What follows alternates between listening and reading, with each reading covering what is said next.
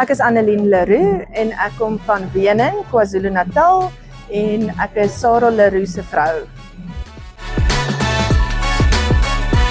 So ek en Sarah is in 2008 getroud. So ja, ek is van 2007 saam met hom in die boerdery betrokke en ja, so is van 2008 sal ek dan sê, nee, is 2007.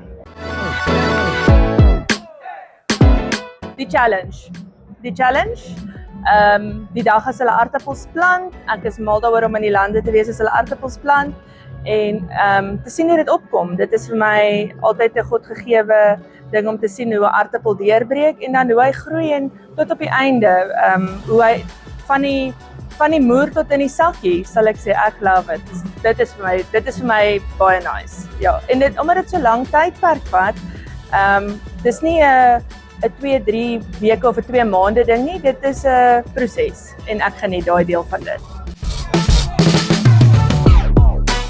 So wat ek vir die verbruiker sal sê is, ek sal namens die huisvrou praat. As die verbruiker, jy kan regtig ver met 'n aartappel kom en jy kan regtig jou gesin lekker voed daarmee.